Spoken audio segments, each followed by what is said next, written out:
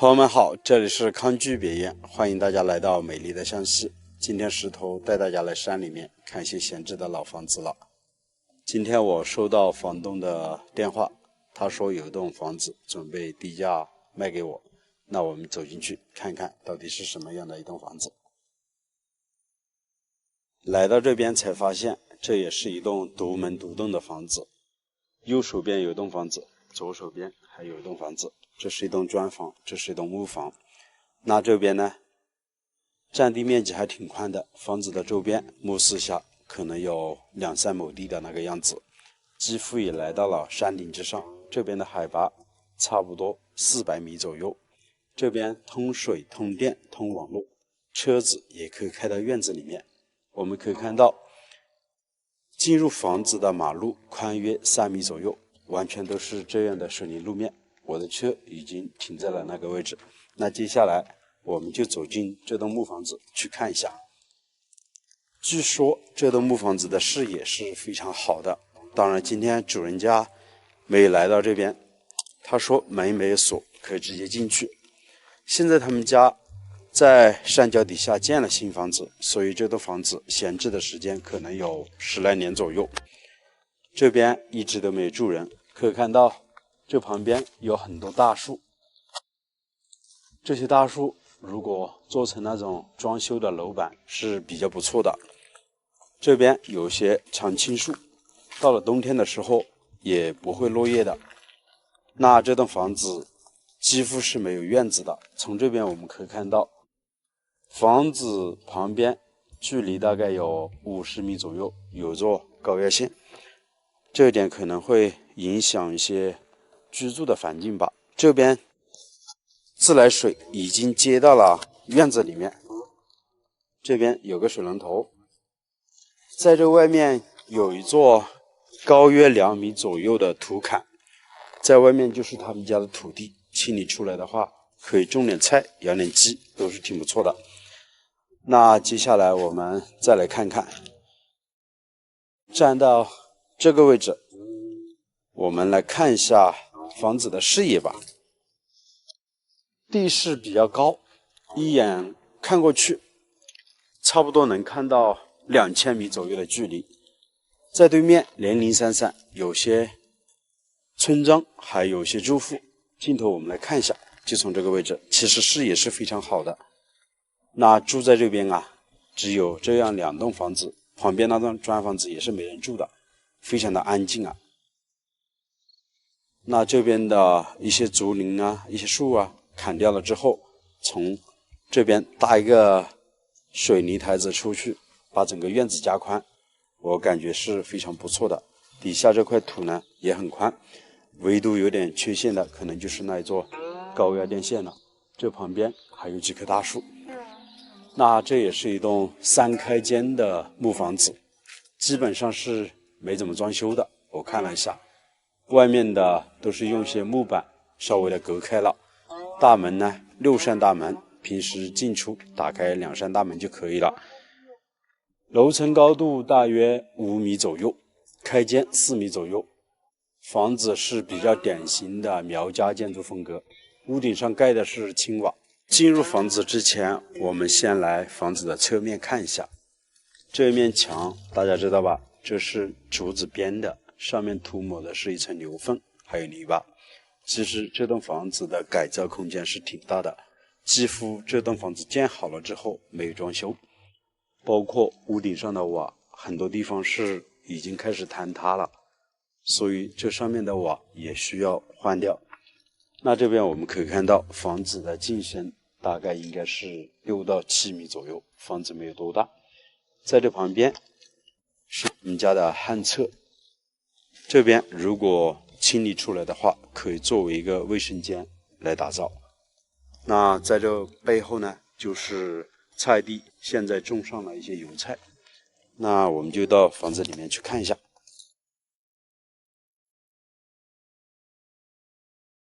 很多人都说木房子冬暖夏凉，我感觉好像不是这个样子的。进到房子的里面，大家可以看到很多地方都是透着光的，到冬天的时候肯定是非常冷。像这样的木房子改造空间真的很大，可以看到堂屋宽约30个平方左右，都已经打上了水泥地面，上面没有做吊顶的，很简单。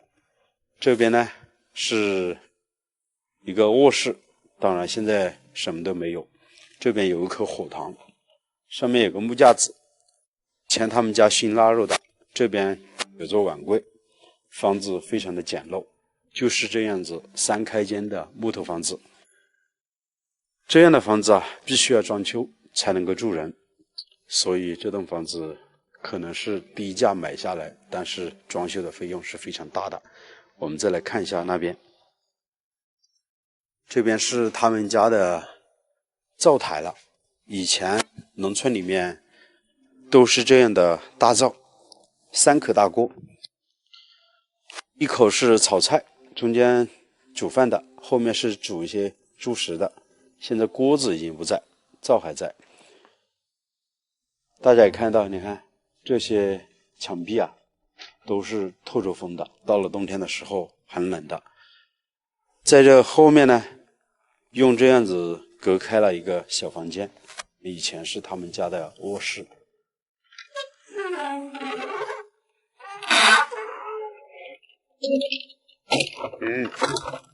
这个门都关不上，有点变形了。这栋房子虽然是通了公路，距离县城9公里，但是这边距离主干道大概有3公里左右。如果自己没有车的话，在这边生活是比较不方便的。好了，朋友们，你们觉得这样的一栋木房子是否值得购买呢？好了，我是石头，喜欢请关注康居北苑，我们下期的视频再见，拜拜。哇，建造这样一个地方需要花多少钱啊？怎么没人管理了，也没人继续把建完呢？俗话说啊，站得高，看得远，景色也是最美的。朋友们，大家好，我是石头。现在石头和大熊就来到了湘西州的花园县。现在我们所在的这个位置啊，是一处以前开发矿石的地方。在我的身后，这是一大栋房子，建设的非常的好，当然只建到一半就荒废在这里了。现在基本上已经停工，也没人过来管理了。到底是什么原因，这样一栋房子啊废弃在这里了？跟着我的镜头啊，石头带你们去看一看吧。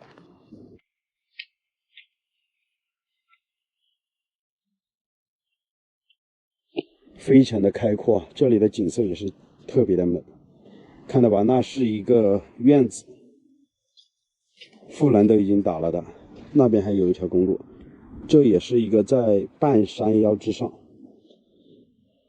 那底下就是国道了。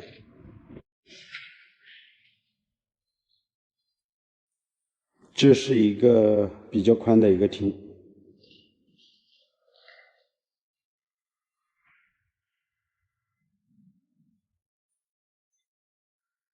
我们往前面走，看一看到底有什么。有点奇怪。哇，这是一个什么情况啊？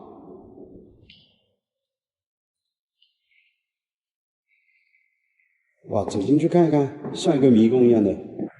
这是用来干嘛的？这里有一个简介：地质展览室内设计意向。难道这是一个什么？继续往前面走，看一看。哇，看一下顶上，那里还掉了一大块。哇，还挺好看的，我觉得。这到底是一个什么？像一个地下的迷宫一样的。这里有一个大门啊。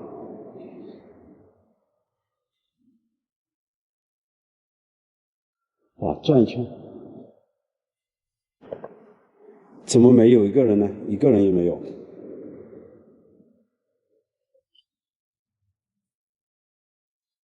哇，建造这样一个地方需要花多少钱啊？怎么没人管理了，也没人继续把建完呢？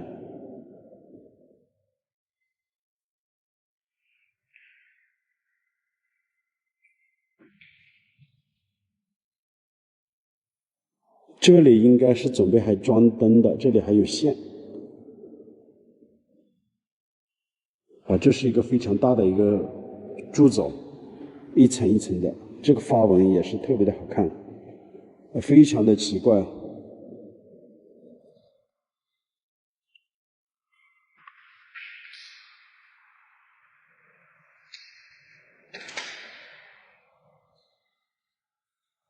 这里有个小门，这是打算修一个地下博物馆吗？准备开发旅游吗？其实这个地方非常的偏僻啊，几乎在山顶之上了。我是无意之中才走到这个位置的，我本来是拍山上的景色看好不好看的，哪知道走到这里发现了这么一个地方。这是一间卧室了，黢黑了一片。看一下这个是一个什么图？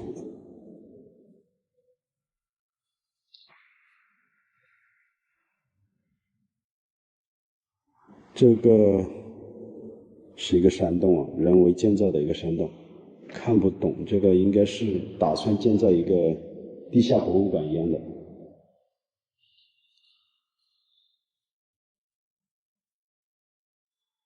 没有多宽。总体规划，道路交通规划。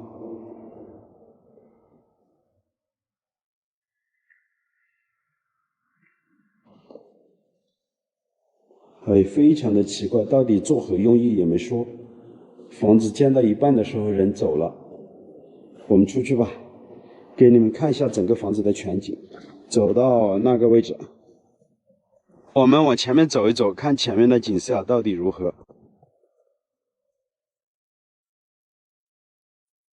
哇，我觉得挺不错的，从这个位置看过去，底下的村庄油菜花也开了，感觉一片和谐，非常的美哦。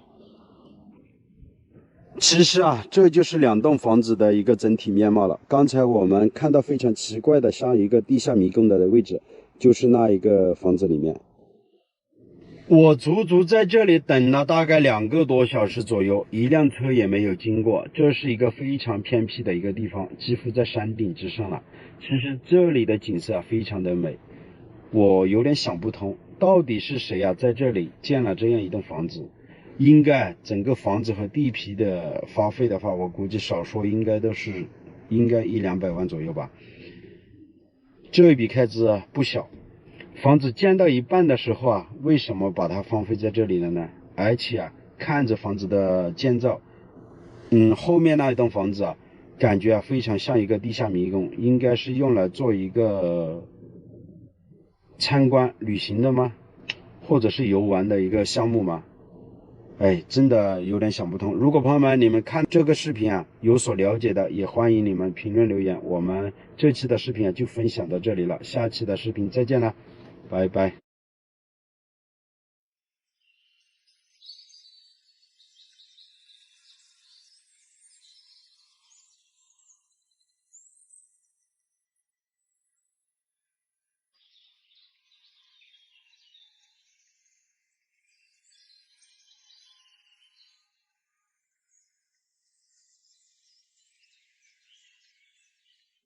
朋友们好，我是石头。今天呢，早早就来山里面了，好久时间没有为大家分享大山里面一些闲置的房子了，一直都是忙着江边房子的改造。昨天呢，一个师傅把厨房顶上的线脚板给打好了，那今天呢要做保养，所以大部分的师傅是休息了，留了一个师傅在那边拆边沿的模板，然后呢浇水，我就马不停蹄的往山里面跑，然后呢给大家分享一些闲置的老房子。大部分的师傅都忙着去家里打稻谷了，我们那边的海拔要低一些，今天我所来到的这个位置呢海拔更高些，所以这边的稻谷呢还没成熟，但是我们那边已经是完全成熟了。那在我的旁边呢就有一栋闲置的房子，而且经过村里的老乡给我说这栋房子是准备转让出去的，那所在的这个位置呢是非常特殊的，到底能不能转让出去呢？这是一个疑问。据说啊，在村里面有人和他谈过，就是3万块钱左右的价格，村里面的人都不要。那究竟是什么样的一栋房子呢？我就带大家一起去看一下。这个位置啊，开车过来一直都是水泥路面，道路是弯弯曲曲的。可以看到这边的玉米是刚刚开始收割，比我们那边呢要晚许多。那边的稻谷啊还没成熟呢。这是典型的苗族聚居村落，而且这边的稻田啊全部都养的有稻花鱼。这是进村的道路，宽6米左右，水泥路面。这里距离县城啊将近有23公里，距离镇上有6.5公里，交通倒是挺便利的。这边的海拔比较高，差不多有700多，所以这边的农作物呢都要推迟一些。为什么我会走这么远给大家看一下这栋房子周边的环境呢？我远远的就看到这栋房子啊很特殊，它所建的这个地方呢刚好是在马路之上，而且周边是没有邻居的独门独户的房子。刚才呢村里面和老乡交谈了一下，问了一下这栋房子的情况，他们说啊，房子建了很多年，几乎是没有住过。这栋房子的旁边呢有条小路可以上山的，待会儿呢我给大家航拍一下，让大家也看一下这房子周边的一些环境。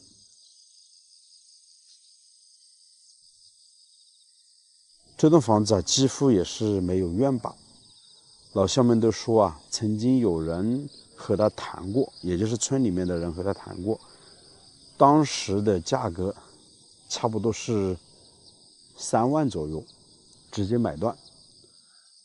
但是后面呢，村里面的邻居看了看，想了想，最后还是决定不要了。所以这栋房子呢，一直都是处于一个闲置的状态。这边的水资源是非常丰富的，几乎都是山里面的泉水，直接可以饮用。看，房子很开阔，门前的视野啊特别好，底下呢就是一些土地，还有稻田。那边呢种的大部分都是烟叶，那边还种的有些辣椒。这栋房子的对面呢是一个村子，大概有70-80户人家。紧靠着大山而建的房子，这栋房子呢也是背靠着大山，面朝着也是大山吧，差不多是坐西南朝东北的房子。那边是太阳刚刚升起的地方，早上还是比较热的。门口呢有一根太阳能的电线杆。这栋房子啊是通水通电，房子只有2开间，一间是堂屋，一间是卧室。卧室呢从中间隔断，作为2间。房子的进深将近有8米到9米左右，盖的呢是琉璃瓦。房子旁边的杂草非常深，比人还高。好多年都没有清理了。这边呢，主人家是用石块垒砌了一座石头墙，整个院坝呢大概也就10多个平方，盖檐呢做了硬化，在这边呢都没有硬化，都已经长满了杂草。木质结构的房门有4扇，开间呢将近有4米左右，楼层高度啊将近有3.5米。老乡说，这栋房子里面也做了粉刷，地面呢是做了硬化，做了一个简单的装修，外墙贴的是白颜色的瓷砖。这么看起来的话，如果一家人居住的话，还是挺不错。房子没有多大，但是唯独不好的一点，我觉得这栋房子太靠近马路了，没有院子，自己有车的话都没办法停车，只能停在马路之上。这边的马路呢又比较窄，好在这栋房子的视野很开阔，一点都不会显得压抑。这栋房子的旁边呢是有条小溪的，都可以听见小溪的水流声。啊，一会儿就准备打谷子了。哦，那边已经开始打，它应该是早熟点的品种啊。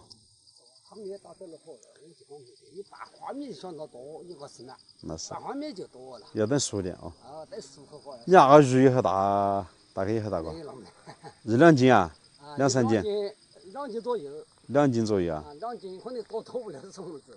那等。你要收一点来，你个时候来钓。你大概什么时候打呢？我啊。我拿去了。那等过几天往这边跑，1个星期左右会打没？啊？1个星期左右。啊，有那边啊？我为什么啦？10年前再来放了，你放正我的放正几个月了，你莫讲花了那到花季啊鸟了，对自己去挖你啊，5、3、8、10点了，我都没买好的了。是的。是。去老想到多。想得多啊！等过几天你打谷子，我过来嘛。要是碰得到我买点鱼。可以了。嗯，好。这个大哥说啊，他们家稻田里面养了很多鱼，过几天2-3亩啊。过几天准备要打谷子了，有2-3亩，里面养的很多鱼，而且大条的呢有3-4斤一条。我们这里有好多。有好多啊。啊，有好你要哪时你直接找我了，我把你联系人了。哎呀，老板，我不要，什么那都不要你的。要的。那家你们要好多钱一个是啊。嗯。那你搁了后那不可能了，是吧？是的。30大几哦。嗯。31就是那么点了。可以。他这个房子那么都没得人住了。我这个子话是我管家了，你来我给你讲。啊。这房子那么不住呢？前回他要问龙虾，我就跟你讲啊。前回他要问龙虾。喂龙虾的时候呢，他讲他是为什么我都原因都不晓得了。他为一片龙虾往这里，他骑在我屋子里看到那边去了。哦，怎么啊？之后呢，当时他没晓得说呢，就不搞。龙虾，百姓不送他是吧？啊。百姓不送他，龙虾呢要攒钱看完了是吧？是不是那么讲？影响人家点啊。啊。当时他在我房子店都是我还债。哦。我打还债，你来你帮我这样子，我不会碰错人家一点。好，要得。关门了没？我打开了。好。这里啊，让快人下人要哪个偷吃了，我这个不清楚的。哦，没事。我们不是，我们俩50岁人了，我们都是。是的。干干净净的哦。这个大哥是非常热情的。这栋房子呢，目前是他在管理。以前呢，什么原因呢？这栋房子是外地的人在他们这边呢养龙虾所建的房子，所以呢，整个院子就没多宽，只是为了方便在这边居住啊。但是现在想把这栋房子转让出去呢，就比较难了。迁回了。哦。迁回了。在这里啊，有个什么子呢？这里面堆满了木材。迁回来啊，有个灶，有锅子。嗯。你小时候什么时候来？开始其实不来啊。我们要搞实话子。是的。实话实说啊。我不是要在乡里。是的。最前面有个房间的，这边有个灶台。不晓得打后人干这去了。哦，是的。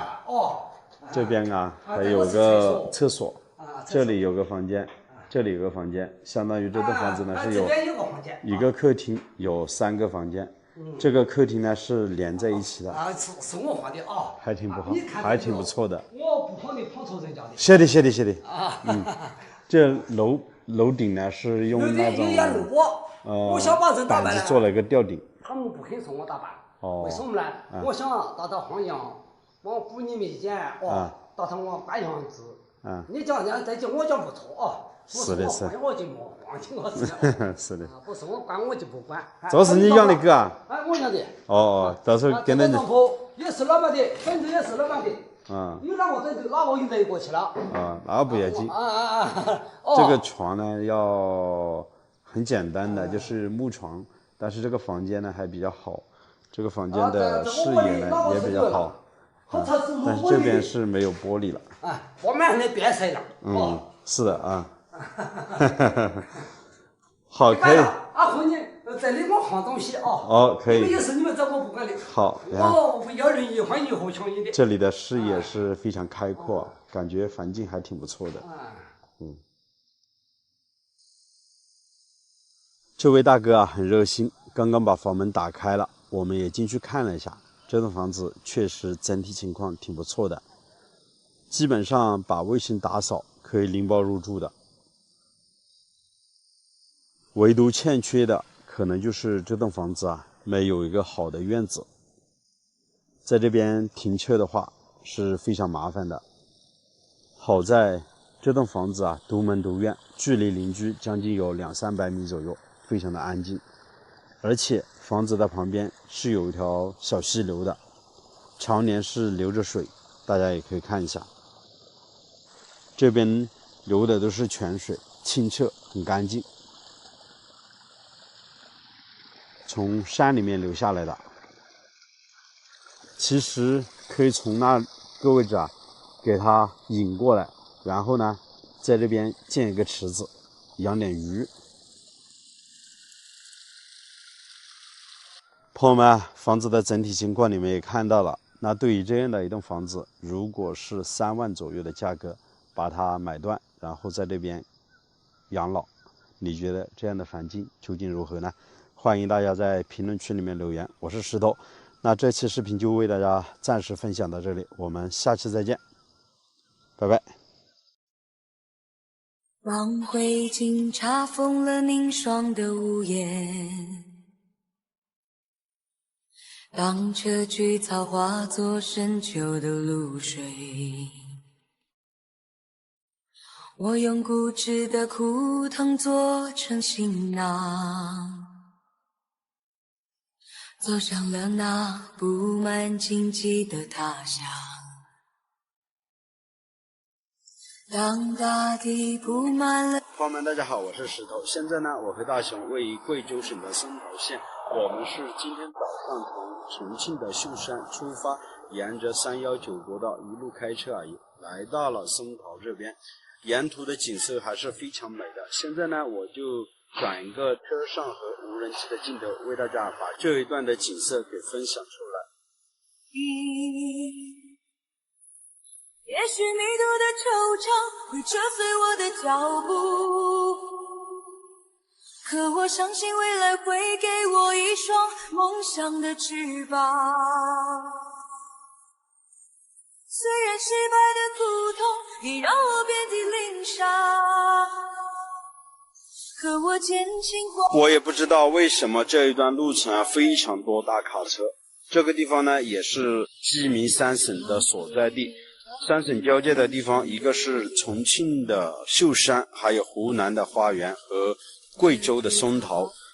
这个3省市交界连接在一起，非常的近，不经意间你就可以出省了。有的时候啊，我们一天走下来的话，要经过2-3个省，都是非常正常的。那布满荆棘的他乡。如果说到钉子户，我相信屏幕前的很多朋友肯定会想到，是不是一些房子在修建道路的时候不愿意搬迁呢？或者修建一些厂房不愿意搬迁呢？很多人我相信都是这么想的。但是啊，今天石头为你们分享的这一位钉子户呢，非常非常的特别。现在呢，大家就跟着石头的镜头，我们一起去看一看这个最牛的钉子户到底是什么样的一个人呢？说到人啊，可能有点卖关子了，大家跟着石头的镜头啊，我们一起去看一看啊。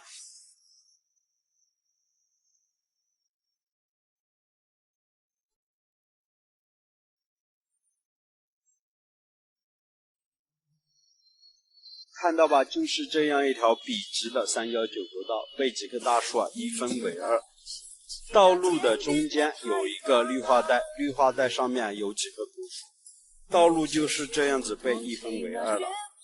看到这里啊，我相信很多朋友都会为这里的公路建造者点一个大大的赞，朋友们，你们说是吧？你会听到我赞美未来的呼喊，也许迷途的惆怅会折碎我的脚步，可我相信未来会给我一双梦想的翅膀。虽然失败的苦痛已让我遍体鳞伤，保护环境，我觉得我们人人有责。朋友们，看到这样的情形，你们觉得值得点赞吗？所以说石头把车停下来，把这个视频给拍出来，也希望引起大家的共鸣吧。好了，我们要继续出发往前面走了。这期的视频也就为大家分享到这里，我们下期的视频再见了，拜拜。